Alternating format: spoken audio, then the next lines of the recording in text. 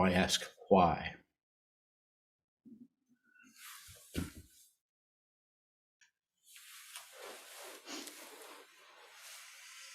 So some of you who have listened to me over time have heard me say, don't ask why, but ask what.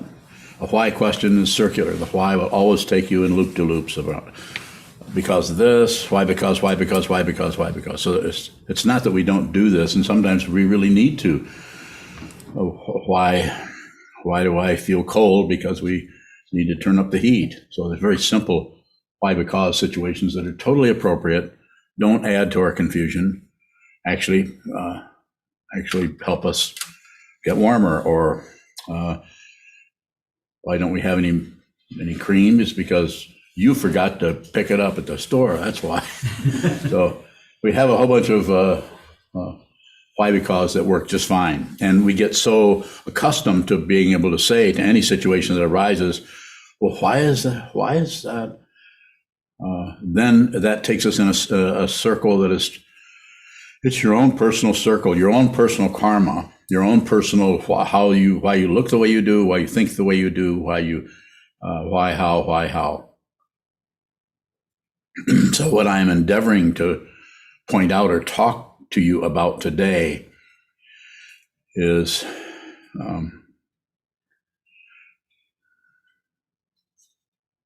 those circles would just keep going.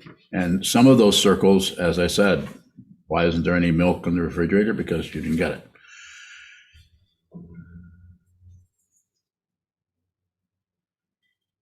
I mean, I could go on and on about those, but we all could. Why? Why is this happening? Because of that. But when it comes to your mind stream, when it comes to your emotions, when it comes to that, which I assume everyone here is a meditator, so I can speak to you as I don't have to indoctrinate you into meditation. Sit down, hold still, watch what moves. That's Shikantaza. Sit down, hold still, watch what moves. Don't add, subtract, or divide to anything that shows up. No why questions. But if you do spontaneously say that, then just observe that. So be very kind to your thought stream. Whatever shows up in the thought stream needs to be there. Even if I say, don't add, don't ask questions, don't, as far as why, don't ask why questions, and you spontaneously do it anyway, then it comes with its own permission. So don't fight with it. Don't turn that into some kind of war so that you artificially or somehow structurally or in a masculine kind of way make yourself do that. Big misunderstanding about discipline. Discipline is, if discipline is actually discipline, you won't even notice it because it is form. It's just the form. You don't obey anything. Don't obey me. Don't obey anybody. Well, might have to obey a couple of people, especially if you're 4 years old, but you're probably not. So the other O word is observe. Just observe what happens. Whatever's happening in your mind stream, just observe that. Just watch, look at, see the quality, the texture of the emotion or the thought that is arising rather than try to push it down. I don't deserve this. This shouldn't be happening. What the hell's going on here? Don't do any of that. When it shows up, if it shows up in your mind stream as a snake or a dragon or something that is difficult or terrifying, as much as you can, just receive that. Just receive it. You can do that.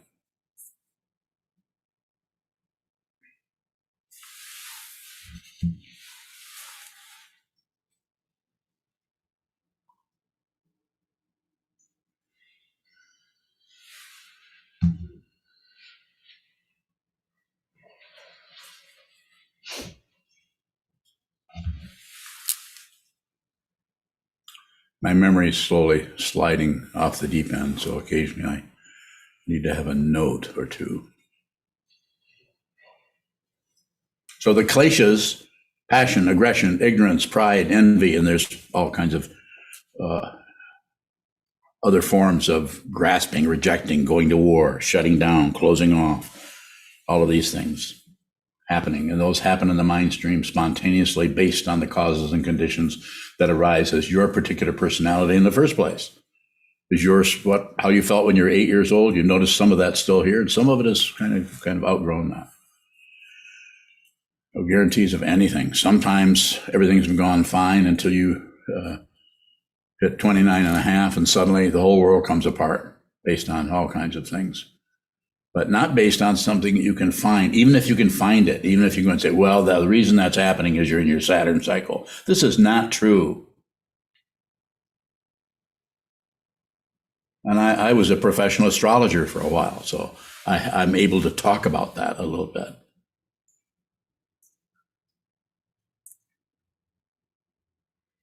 So there's no way you're going to, as far as the kleshas, as far as the three poisons, there's no way you can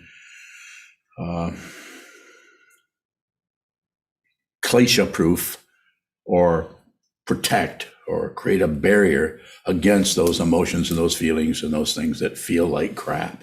There's no way you're going to be able to do that. And you're especially not going to be able to work with that in an intelligent, accommodating,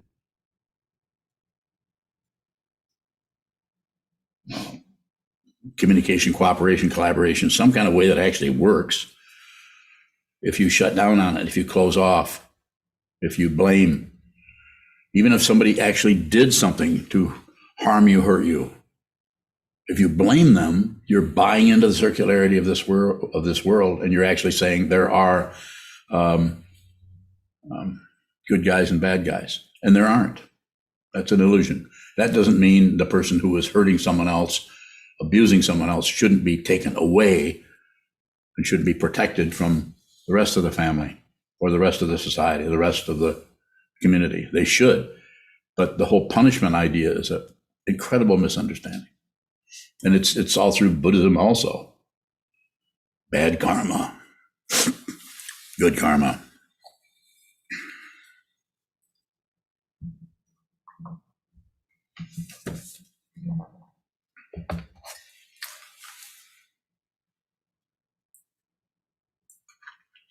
But what you can do is when something comes up that is abrasive or difficult or threatening or frightening, is you can look right at that. If you happen to be sitting, you're already set up in a structure whereby the whole operation there is to just observe, train your mind, Shikantaza, just precisely this. And that just precisely this may feel like crap.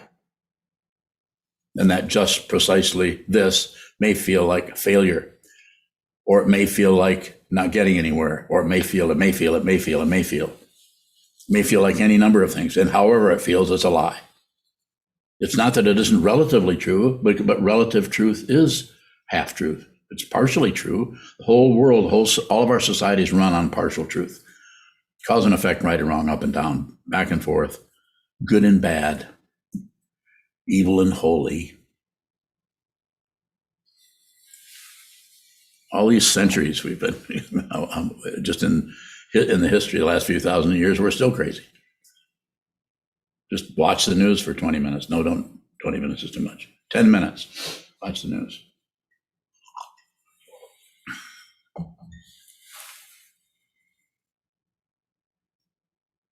Okay, CNN's okay.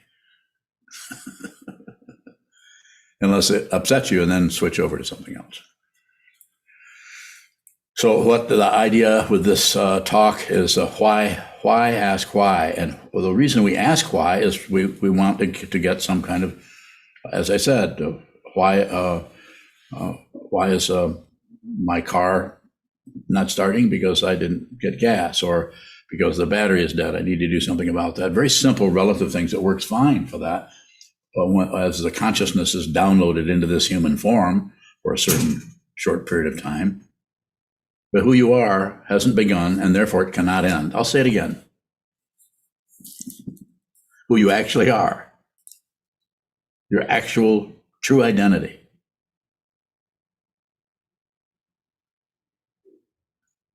has not appeared. You know why it hasn't? Because it can't appear. It can't appear because it's always the case. difficult to use relative words and concepts and language to describe something that is awareness, consciousness only. Our mind is flooded with thoughts about right and wrong, up and down, back and forth, success and failure. And it's reinforced by the three poisons, or passion, aggression, ignorance, pushing on it, aggression, pulling on it, or changing it into, or blaming, making or explaining it, analyzing it. Not that we shouldn't do some of that. Of course we should. Or just shutting down, distracting ourselves.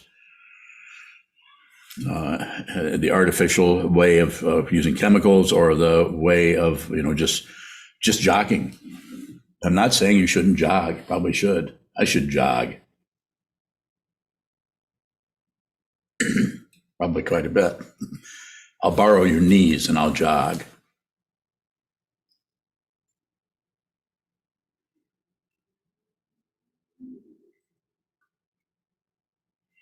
Seems to be necessary to train our minds. Whether you consider yourself a Buddhist or just someone that's interested in how their mind works, you decided to see how this looks. I think it's helpful to get us come as deeply as you can into this 2,500-year-old tradition, but that's up to you.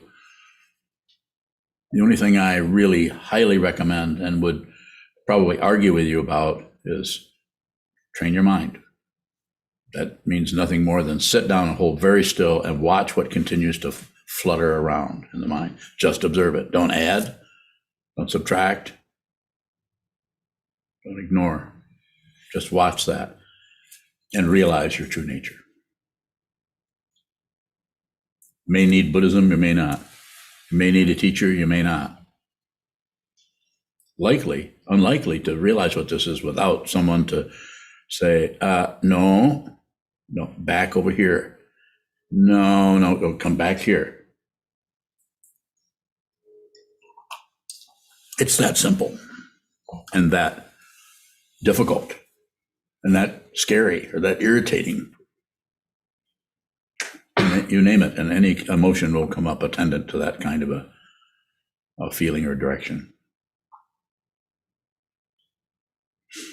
So if you ask a what question, something arises in the mind stream, or something arises as you're chopping carrots in the kitchen, someone that you're with or live with, or says something about this, or you hear about this happening to your next door neighbor. And then I would say, insofar as you can, just observe, just receive whatever comes, and don't tack on your commentary, your post-it notes, or your elaborations on that, imaginary or otherwise.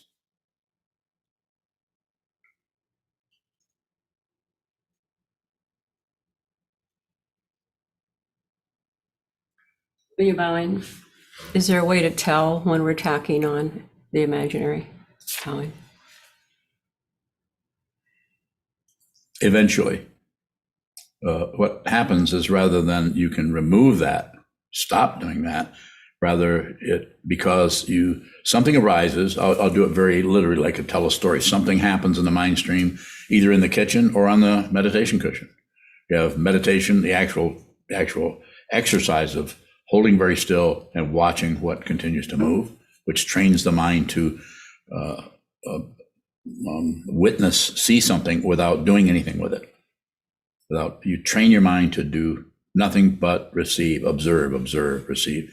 Whereas when you get out into the kitchen, because we're involved in all the body movements, which are not separate from the mind, body and mind are not two different things.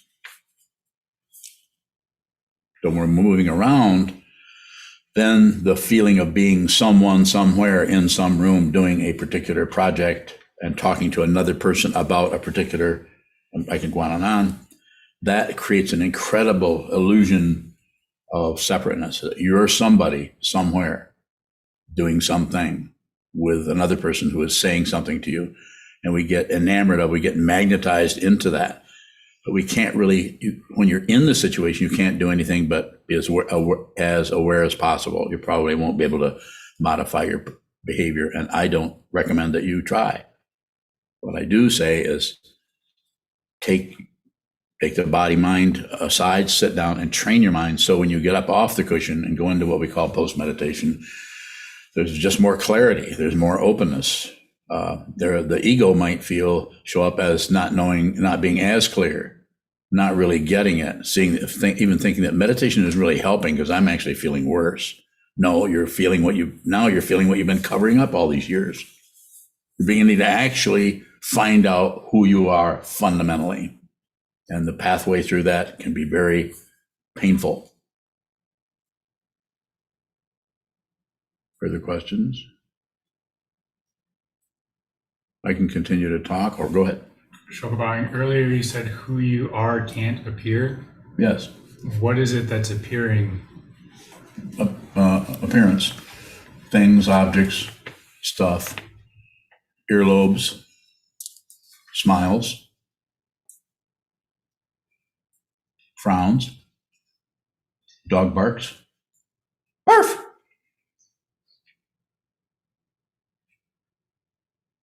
You know that's not a real dog. I mean, I'm just being silly, but I'm just saying things are just showing up, but who you are doesn't show up. It is not separate from anything.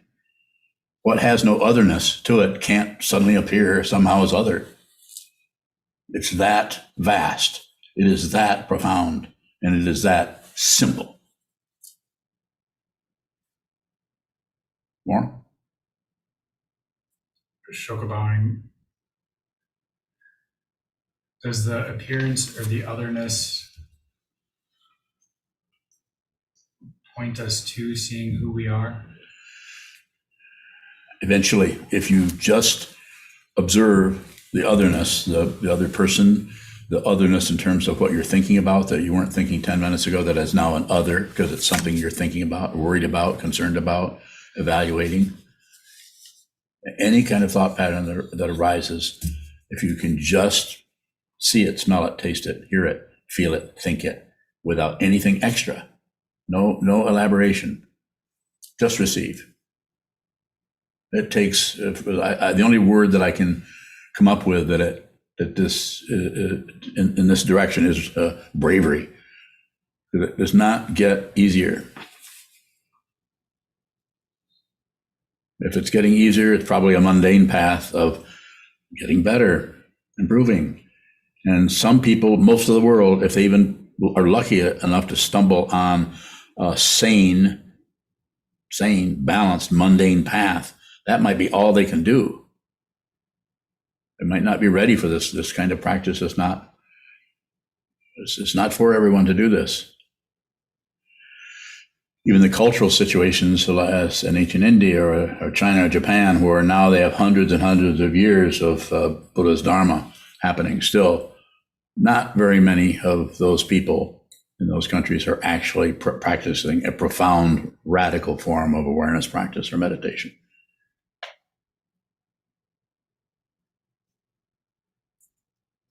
So this is unusual.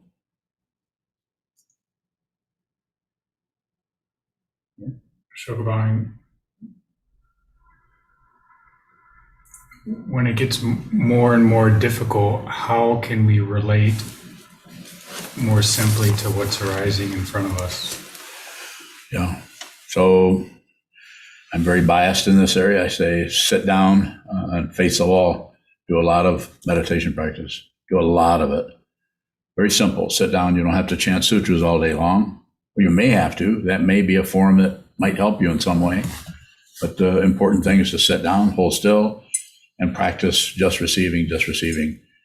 As you've heard me say 15 or 20 times, the most profound form of generosity is to give everything your attention. Give it your attention. And then whatever shows up, the other part of generosity is receive what is offered to you by this incredible world that we're living in. More? Sokuzan, it seems like it's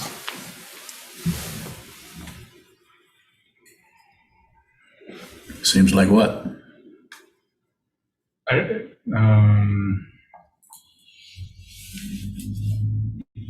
it seems like it gets so difficult sometimes that I don't even know how I get out of bed in the morning.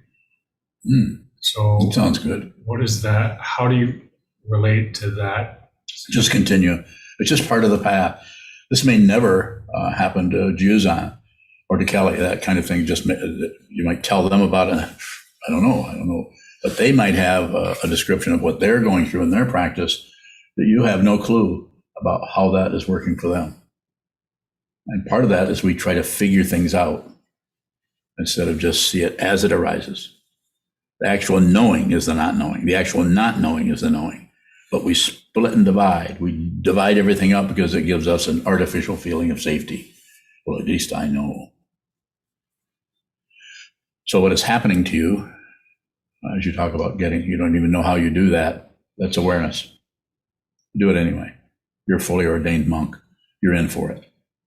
When I say you're in for it, very, to say it literally, very good karma to even find yourself in this position. Most people are fighting with their world in the name of what, freedom or I just got to be me, or what are all the other ones we hear about? Many of them. So what is happening to you is exactly what needs to happen. Just continue to return to the Buddha, the Dharma, and the Sangha, the teaching person, that which is being taught, and the community of people who are all trying to understand that, coming from all these different points of view. Getting out of bed for you and getting out of bed for Junchu is different. For one thing, you don't have crutches.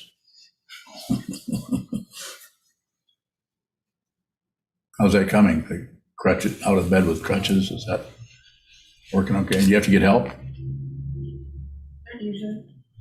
You have to get help. Yeah. Go ahead. Shogabang, it seems like I want to try and define or label what it is, and I go to the two of depression or exhaustion, and neither of them exactly fit. So when I'm relating to that, will I eventually see or... No fortune telling going on. No. So the exhaustion is your name for something. And what was the other one? Depression is your name for something. So you don't have to maintain it, but flash on or return to what it is without a name. It's a dense, I can describe it, a dense, sticky feeling of crap that feels like it's in your mind. So you could call it depression. But as soon as you label it, give it a name, even though that's descriptive, and that may help for you talking to your meditation teacher or your therapist or your partner or someone like that. It might, but best to just stay with, and I don't mean maintain. So it's not when I say stay with it, I'm not saying, like I say, stay with sitting meditation, but you don't have to meditate 24/7. You need to get in here quite a bit. Sit down, hold still, watch what moves. Watch, observe. Train the mind to see clearly whatever is coming, whatever is going, whatever is coming, whatever is going, without naming, without categorizing, without putting it in any, giving it any positionality at all. More?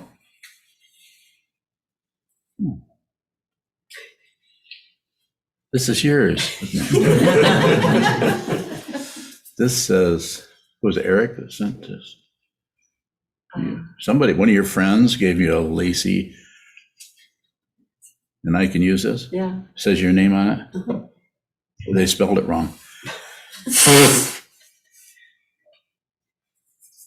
There, I just messed it up for you. That says, is that Onion Bunny? Onion Bunny. Yes, no, it says Unyo. Onion Bunny is a nickname. Shall I keep it? Sure. Okay, got that out of the way. Kevin Bowing. Yes?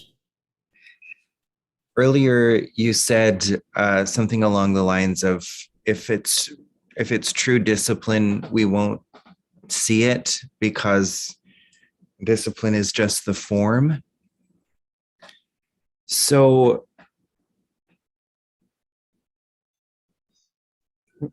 with a form, say in the temple, I feel like that's a form that I can see. But in my so-called everyday life, is there some natural discipline that's taking place? Bowing. Yes, and the way to approach that is going to be quite a bit different for each person, and may change 1 week after the other, or may go for 4 or 5 months one way and then start to shift. And rather than thinking that the shifting of that is wrong, we can just go with that and be the discipline may not show up as will not show up as obeying anything or anybody. It's about aligning oneself with the form. And that takes some time. If you come to this monastery and live, which you've been here before, you know that these forms are pretty strong, and they're not exactly strict in the traditional sense of the word, as you have to do it. But they're strong, or they're strict in the sense that it's this time. The Hanan bells start at 6:45 every morning, or most every morning, and then meditation starts at 7 o'clock, and then about 10 minutes after, I think, then the sutra chanting goes on for 30 minutes or so. And then if you're here, that's what you'll participate in because you agreed to do that. But that doesn't mean that if you're here and you didn't get any sleep last night, that you don't, I mean, it's very situational. If you make it very situational, the discipline part starts to show up after a while, that you need to go and do this. You need to, it's not, you don't even have a conversation with yourself. You just find yourself on the cushion.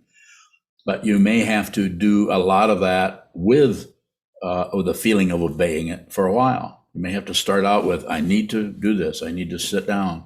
I need to get there at 7 o'clock every morning. So you may have to do that for a while, but eventually the understanding goes beyond the kind of relative value of it. It needs to, because meditation does not particularly feel good. There's not a big payoff to sitting meditation, especially after you've been doing it for a few years. This takes a long time. Kevin, bowing. Kevin. So do these relative forms then help to point us toward an ultimate discipline? Bowing? Yes, the ultimate discipline is you're not separate from anything, so there is no discipline. But we start out with something, and some people need to have a very strong forms that they can relate to, that they make a commitment to. That's why we have monks. This is hard to do. And people who are fully ordained as monks have decided to just dedicate their life to this. They still may have jobs. In our society, we don't have a culture that supports monasteries. We have to do it ourselves. So some people need, but it just is so dependent upon the different dynamics that are happening in anybody's mind stream. Did I get anywhere near what you were looking for? Kevin, bowing. Yes. And as you were talking, I remembered something I think you once said.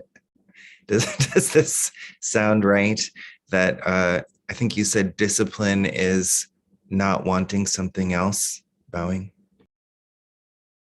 Pretty good, yeah. Who said that? I did? Yeah, you said that. Right. Thanks for helping me with my memory. Okay.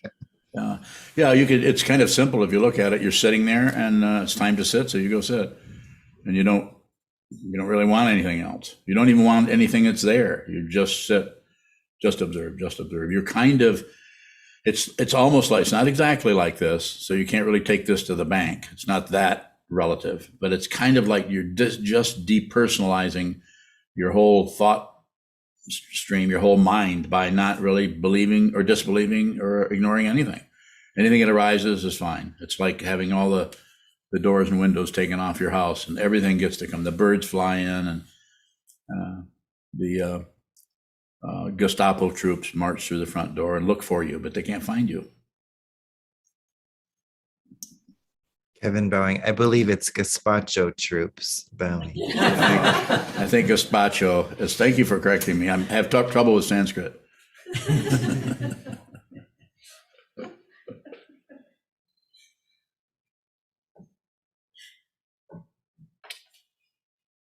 Is there further? Yes. When I'm caught up in relative machinations, is it helpful to return to something? Should I endeavor to just be in those Sitting practice or post meditation? post meditation? I wouldn't do anything with it at all. Sitting practices, so you're actually creating a situation where you're creating a stronger, instead of trying to bring meditation into your daily life. Don't do that. Now, unless you're listening to somebody who teaches that way, then stop listening to me. Go listen to them. I mean that. I'm not trying to chase people away.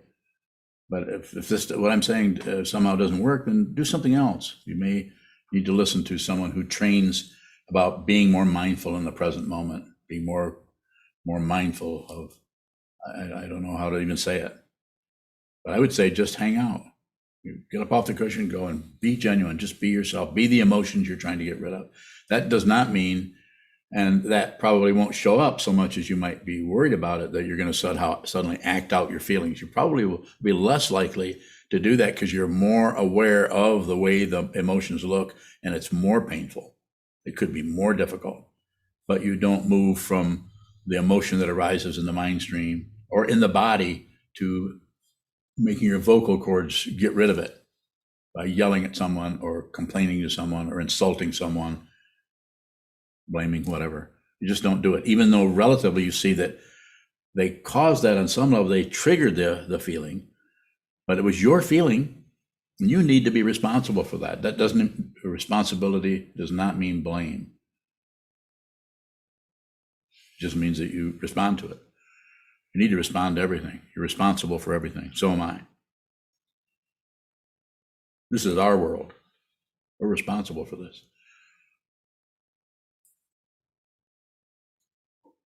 Sir? Sometimes you talk about the teacher as someone who introduces you to your world. Yes. What is the world that we're introduced to? Your mind.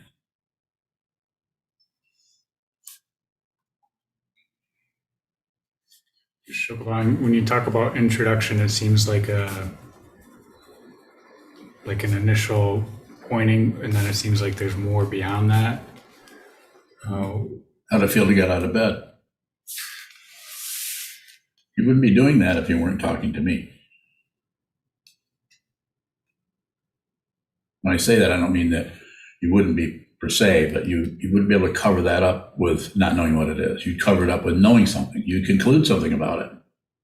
But with me, talking to me, I don't support that approach to it. Just feel like crap. Don't abandon that for who caused it or how you're doing or any kind of evaluation at all. Anything other than just the raw material of the emotion itself. That where you actually get close to pratitya samutpada or dependent origination or the truth that the Buddha taught. There are no separate things anywhere. You're not separate from anything. I'm not separate from anything. I see it. You don't. And what do I see? Not separate. I don't see anything else. I just see this. And it's neither me nor is it you. It's not separate. You can see that. And it won't be a conclusion. It isn't something that has a background to it. It doesn't have a past. You're no longer, you actually transcended the whole, what do they call that? Somebody talked about that recently, asking me about the space-time continuum. Who was the ass that asked me that? I'm not even a scientist.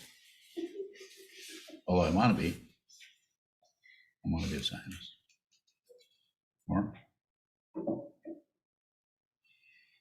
You have a question? Okay, good. Go ahead, Kelly. Kelly Bowen. You've said not to, and you don't have two selves and either ors. And when we're noticing that there's lots of twos and lots of either ors that are showing up, what do we do? Or when we notice that there's the twos and the either ors and there's a lot of them. Yes. And what's the question? what do we do? What do I do with You're already doing it. You're aware. It's awareness of that, but you're not, since you're meeting them as separation, as the polarity, you're looking at the polarity. This to the ego mind, this is like, oh my gosh, I don't know what to do. I need to figure something out. I need to, and people will come and say, you need to make some decisions in that area, and you need to make the right ones.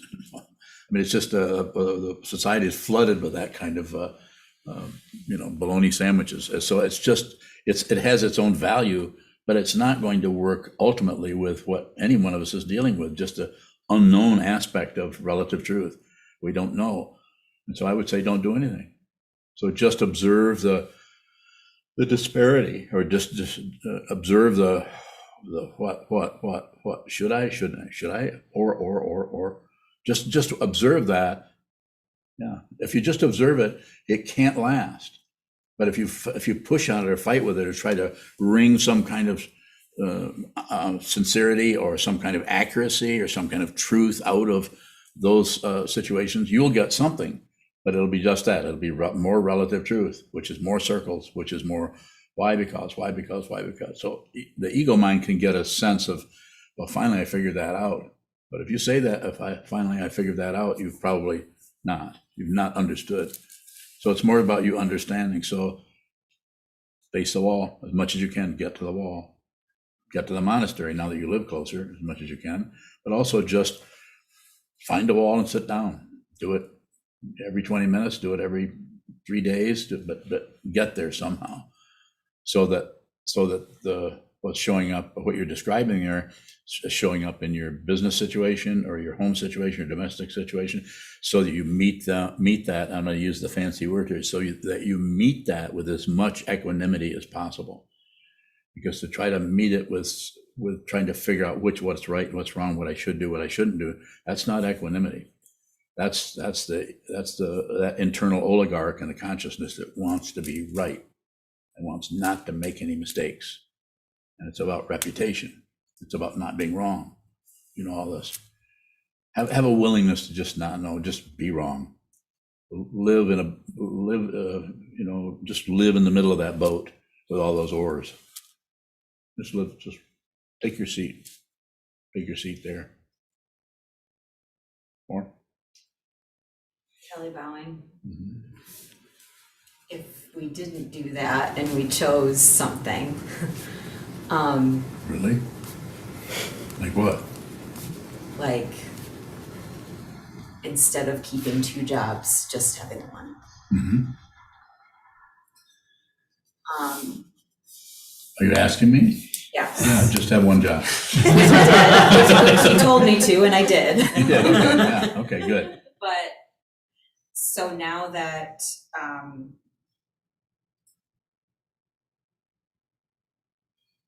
I don't do anything unless you have to, I had to eliminate Yes. the one of the choices and be here. Okay. What do I do with the guilt? Guilt? Just look at it. Guilt is difficult and feels crappy and so on, but don't cover it up with anything. Don't talk yourself out of the guilt. Like don't say, when I say it, you're asking me, so I'm saying, don't say, don't feel guilty, or you shouldn't feel guilty, or I shouldn't feel guilty. Of course you should. It's dependent. There isn't. What is a deeper understanding of that is the guilt gets to come and go and do whatever it wants. It's always welcome in the house. But the personhood, who you fundamentally are, your fundamental nature, your Buddha nature, your awakened nature, that which was here way before you were even born, that's available. It just takes work to get to that. So might have to receive the guilt without any comment.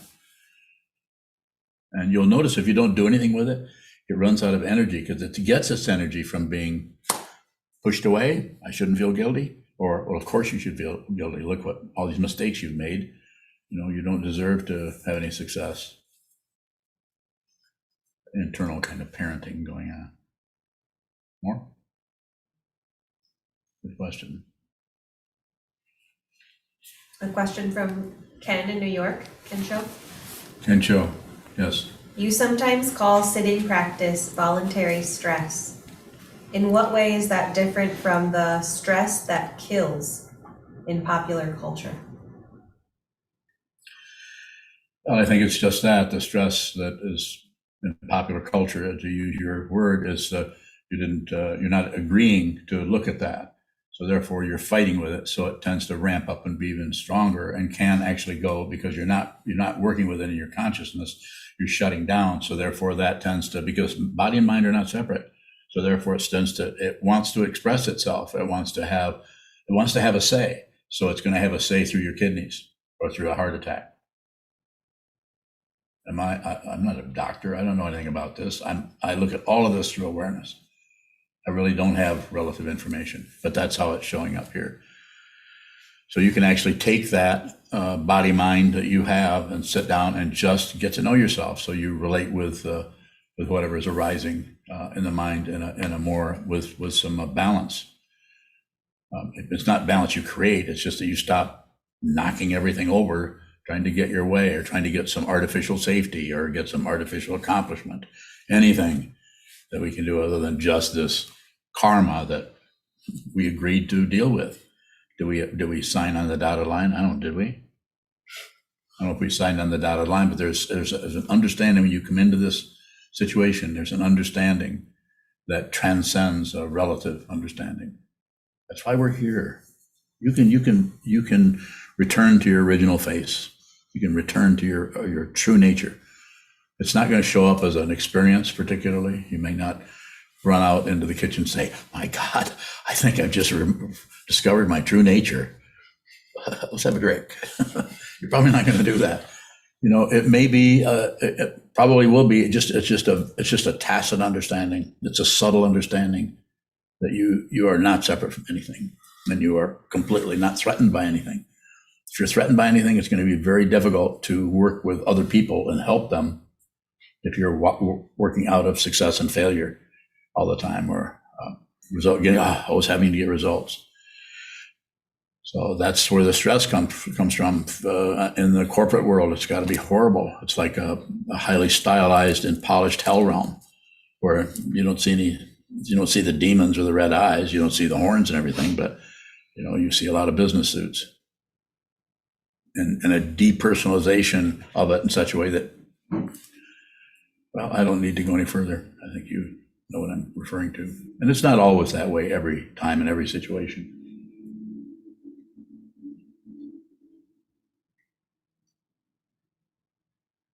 Did you have a question? When you're bowing, I was going to go back to Kelly's question about what is guilt? Bowing. Just ego. There is such a strong belief, we are so enamored of ourselves that when someone close to us does this and does that, and they come back and said, "I did this and this and this, and you said you would help me, and you spaced it, and then I did," and then we start to feel guilty about it. This is just it's ego. You're not in charge of this situation. And I'm not saying that you didn't miss helping someone when you said that you were going to help them, but to take that like I'm the one who created that terrible situation for you, and I'm so guilty. I just feel so. You could torture yourself for years with that, and the amazing thing about it is it's completely untrue. You don't have any say so about anything, and if you think you do, suffering. It can be more intense because something goes wrong that we I could have saved that person from committing suicide because they talked to me that one day, and give me a break. You're not that important that you can somehow be this hero person. Knock it off. Don't do that. Don't torture yourself. It's an odd kind of narcissism. It's an odd kind of self-centeredness that somehow you think that you could have. Bullshit. At the same time, it doesn't mean that you go the other direction and say, "I'm not responsible for anything. Anything that happens is not my fault." So no, there's some kind of ability to respond in any situation given the situation. So it's a situational thing. But if you somehow you miscounted or you misaligned yourself, you thought it was time to do it now, but you had something else that drew you this way, instead of seeing that whole dynamic, there's no way you could have saved that person from dying. We tend to go into that and think that we have some kind of say-so about it. I have more to say about that, but it'd be better if I was responding to a question. Go ahead. Shokubang, what is the distinction between something arising that's dependently arisen, like guilt, and then the imputed, The what? and the imputed kind of guilt? It's dependent origination. One is the dependent origination that's showing up that doesn't have an obvious support behind it, and the other one that has a more obvious support behind it, which is me. But they're all untrue. Me and what I should have done. Is that what you're asking? Me and what I could have done. Me and what I better do. Shokubang, I guess sometimes it seems like I'm not really clear on what is arising in the mind stream as dependently arisen and what's arising as I'm continuing to feel that with imputations. You're not aware of that? I don't know. Well, you just described it. Must be some kind of awareness there. You described two different situations, didn't you? But now you're telling me you're not aware of those? Something you just described? Shokubang, I guess I'm looking for something else, for something more definitive or something. Well, you just have all kinds of awareness today. Amazing. Been practicing a lot?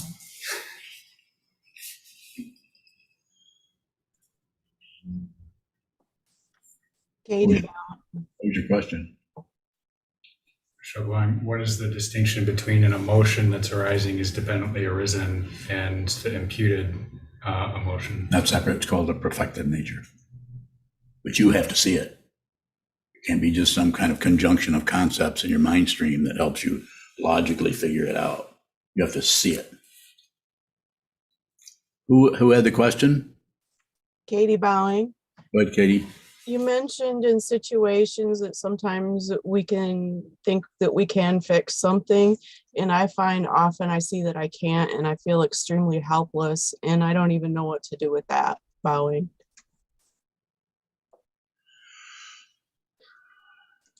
The way I'm hearing it, the way I'm understanding what you're asking about, unless you can be more specific, I would just say, just sit a lot more sitting meditation. What you're doing is you're cutting into your everyday relative activity in your life, going to the store, shoveling snow, whatever may be happening in your life, making the bed, doing laundry, fixing lunch. You're cutting into that by putting everything in neutral insofar as you can. Sit down, hold still, face a wall, have your eyes open. As you know, you practice Zazen, Shikantaza, Yes. and just receive. And that awareness that is being is kind of reconditioning the way you relate to phenomena, whether outside your mind or apparently inside your mind. You're changing your dynamic so that you just receive rather than you add on and have a commentary. It's like having you're no longer making book reports on anything. Whatever shows up is just that. You see it, but no comment. Katie Bowing. So when I'm seeing somebody in front of me that it's obvious that they're suffering and they're in pain, and I know that I can't really do anything about it, but I want them to not be in pain, how do I proceed, or do I even proceed? Do I just do nothing? Bowing. You give me a lot of ors there, but I'm going to say to you, and I'm saying this very, very definitely, don't stop looking at them. Don't stop listening to them. Don't stop smelling them, tasting them, perceiving their presence, but mind your own business.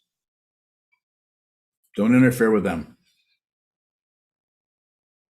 Just your being present and listening, receiving is an incredible gift. It's rare to meet someone who will just listen to what's happening with you and not give you some stupid advice. Just receive. If the person is so generous to come in before you and talk to you and present their mind stream to you and their difficulty to you, you could actually be generous also and just receive what receive. And if they badger you and say, well, what would you do? Well, I just told you everything. Don't you have any advice for me? You could say, no, I don't. You could say a little bit. You could say, it sounds very difficult. Now, I'm not saying that's going to be some kind of a standard or protocol. You're always going to do that. But I'm just giving you an idea that you could just do that. You're not required to, the kind of help we give people is not necessarily line up with the standard idea of helping someone. Sometimes we want to help somebody just because we want a credential of being someone who's helpful. Rather than, if you're fundamentally helpful, you might not do anything. But if you're interested in a credential, I'm not saying you are, but if you're interested in a credential, you might just go into a form of living where you're looked at as somebody very helpful, like a nurse or a doctor. And this does not mean that doctors or nurses aren't completely necessary and aren't really helpful. I'm just saying the intention, the motivation there is important to look at for each person, if they even have an interest. Thank you. You're welcome. Thank you. Further questions? Daniel Bowling. Go ahead, Daniel. Is there a difference between guilt and remorse for harm that we may have done to somebody? Yes, yeah. The remorse is much more. Remorse is just, it's very simple. We just, we feel bad about something we stumbled into and broke something or did something to somebody. It was a mistake or something. But guilt has a little bit more of a self-centered. The self is trying to get some kind of support for being somebody who was really bad and really wrong. Whereas remorse is, you're not giving away your status as a human being. You're just, have some remorse over that. Have remorse, but you also, I can elaborate on the story a little bit. You also see that, say if you have remorse for something you did when you were 16, you could also have remorse, but you could also see when you look at it, I wish I hadn't done that kind of thing. Or I wish that had not occurred. But you also realize you were 16, you're operating out of a mind stream that was not particularly sophisticated. And not that there aren't a few 16-year-olds that are doing okay. But so you have an idea of all of the causes and conditions around it without buying into it, without becoming some kind of an attorney. And you just have that feeling, and then you can have some remorse, some sadness about something that happened or occurred, and that way the whole situation is still in balance. You're not fighting with dependent origination and try to be the savior of the world, and can't be. So therefore, you feel terribly guilty. Daniel Bowling, thank you. Yes, sir. One follow-up question to that is, so when, for instance, we'd be looking at that remorse and recognizing those causes and conditions and putting that into context, is that a form of pushing on it, or is that not a form of pushing on it? Doesn't sound very pushy. I wouldn't go with an either or. There's a little bit of that in there, but it's not an overwhelming situation, and it's very good material for just observing. It's an area that you can actually look at that and see how it kind of drifts away, and it might even get stronger if it's guilt. But if it drifts away, then you've acknowledged it. You, as it says in our vows, all my how does that go? Does anyone remember the vow? All of my ancient wrongdoings from beginning of time, I fully avow. So you just say, yep, I did lots of stuff, and I understand it, and I'm aware of that. But there's no apology. The apology thing is fishy. I sometimes say, I'll say now, apologizing once is okay. Apologizing more than once, then it's more about getting some kind of forgiveness and dragging out some forgiveness for somebody. This is not helpful. If you do something where you made a mistake or made somehow disturb someone, you could say, I'm sorry.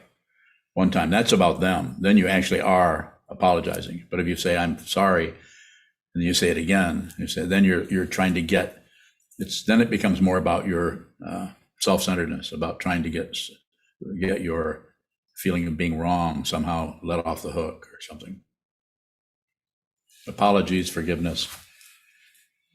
Forgiveness is a theistic approach.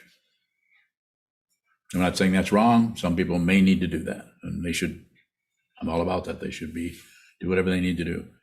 But it's putting all of the stuff outside of yourself rather than you're responsible for this. This doesn't mean ego. It means you as a consciousness that is showing up in a human form and realizes, and you realize your true nature. Then you stop being a nuisance to the rest of the world, as Trungpa Rinpoche would say.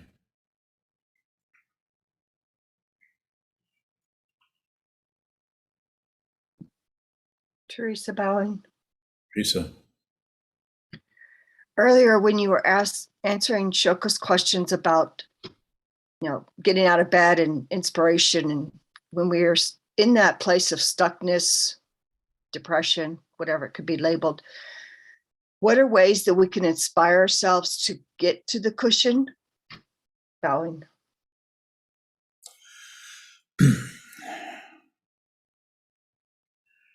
So let's say it this way, if you're having difficulty getting to the cushion, then write some Post-it notes or write some index cards and put them in different places. And remind yourself.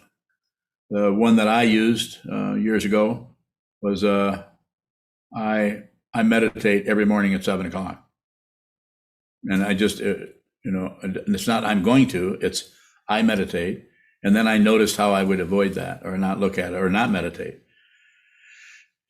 So that is just, I'm not sure if that's going to be helpful to you, but it's that kind of a situation. Set up some kind of a structure that you're going to run into that it can't be meddled with. If it's just in your mind stream, then that can change shapes. But if you write it down and you put it on the mirror in your bathroom or on your nightstand or on your refrigerator or someplace, and it couldn't show up, that description could show up differently for each person. It could just be, I meditate for 1 hour every day, no matter what. I think in the Shambhala tradition, they tried to, I don't know if they do it now because I'm not so connected with Shambhala, but back in the late 70s, they started having, I don't know whose idea it was, might have been Trungpa Rinpoche's, but they came out with a little meditation books, so you keep track of all the hours you meditated. And it was very irritating. I did it anyway because he was my teacher, so I did it anyway, but I did not like it. And I wouldn't recommend it. Unless you feel like you want to do that, you want to write down and keep track, then I would think that would be appropriate. But to have somebody stick that book in front of you and say, do this, I don't think that that's so workable. More about that? Did I get anywhere near? Teresa bowing. That was helpful in the sense of I do as opposed to I'm going to. At one time, you actually asked me to stop meditating.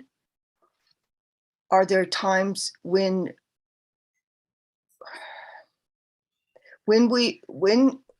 how can I look at that and allow myself space to perhaps just stop meditating?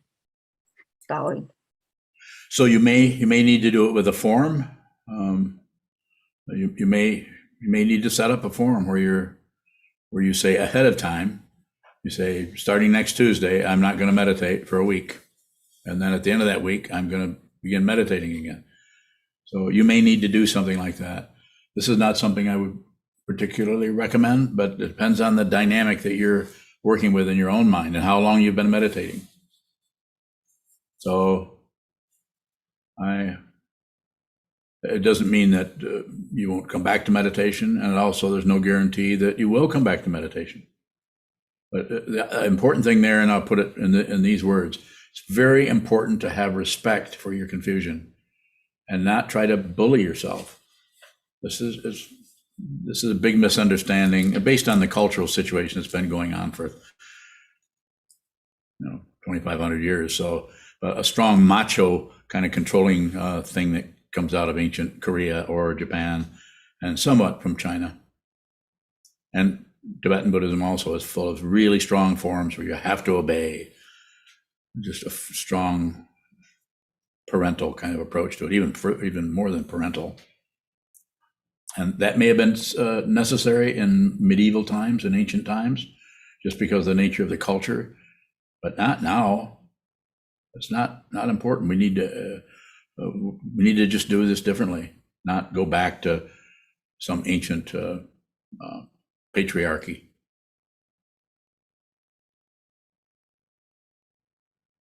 Need to do it with our awareness and with our intelligence, with the intelligence and incredible sophistication that we have. Look at the technology we're using. Just even a couple of years ago, this was not possible. So now we have 56 people on Zoom and another dozen people here in the Zendo. That's quite a bit for such a small community as we are. Choo-choo. A question from Udi in Connecticut. Udi. If we are not separate from dependent origination, fundamentally, what does it mean to stop interfering? How can we interfere or step out from what we are a part of? We can't. Thank you for the question.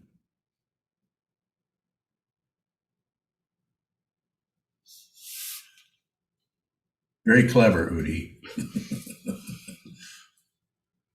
So that style of questioning is very powerful, but this is ego language. I'm not accusing you of anything. I'm not saying you're, Udi, it's terrible that you asked me that question. You're so egotistical. I don't mean that. I'm just saying that is the way, this incredible logic that the ego has. It can look at something and turn it around and say, how can we, if this is this, then how do we?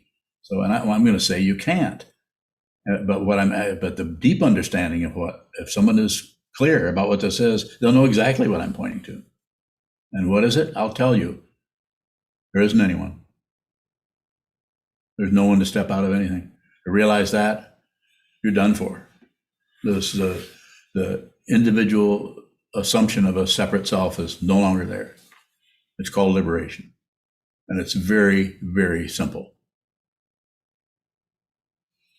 And it's not an occurrence. If it's something that was this way, but now it's this way, this is not it. This is more materialism.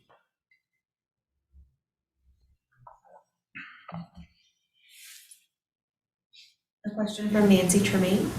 Nancy, it's about time you asked me a question. She asks, I have had nightmares about someone I love. Do I warn this person or keep it to myself? Oh my, that's so situational. It would depend on what if you see them every day, if you're talking to them a lot, if it's somebody, all the relationship dynamic that is showing up for you with that person would give you an idea. I would say less is better. But since you're asking me the question, you could touch in with that maybe a little bit, just sharing something that's happening with you. And I know, and you're a very psychic person, and depends on this person, what their dynamic is with you. The causes and conditions and the things that are dependent on one another is so complicated. But I would say less is better, but I don't mean to turn that off and go the other way. So it's not an either or. I would trust your intuition, which is considerable. I would trust your intuition to look deeply into that. And if you look deeply. And of course, sitting meditation is very important. I don't know how much of that you do, but sit still, sit down, hold still, look at the wall, and don't add, subtract, or divide. And yet, if you do add or subtract or divide, then just watch yourself do that. And when you come in contact or with that person that you describe that you're having the nightmares about, here again, I would say less is better, but don't turn it off. You might say a little bit about it, and then you might get some feedback. It could be, don't misunderstand, I'm not giving you the form. You need to have the form. But you might say, if you're talking to them, I've been dreaming about you. And then see if they're, and then before you tell them that it's somehow threatening or something, go very slow in that area.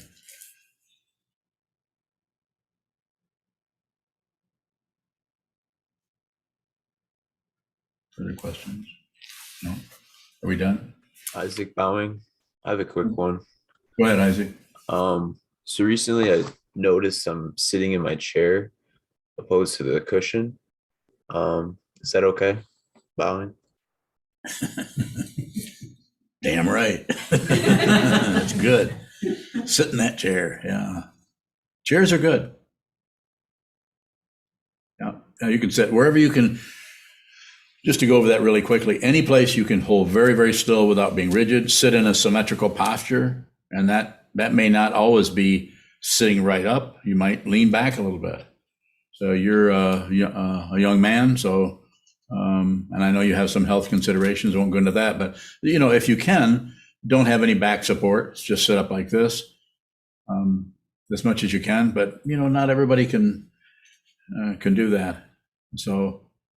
But the chair is fine. Sit on the chair from now on. It doesn't have to be a zafu on a zabuton. And here we even have people sit on chairs in the monastery and do shikantaza. Not a problem. All right. Thanks. Thank you. Okay. So we'll close. Dedicate the merit.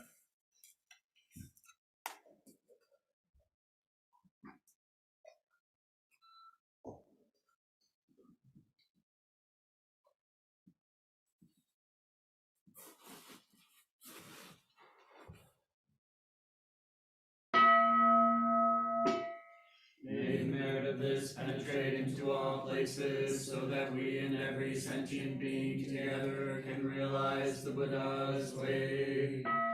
Jiho san shi shifu shi son bu sa moko sa moko hoja oromi. The 10 directions, the 3 worlds, all Buddhas, all venerable ones, Bodhisattvas, Mahasattvas, the great Prajna Paramita.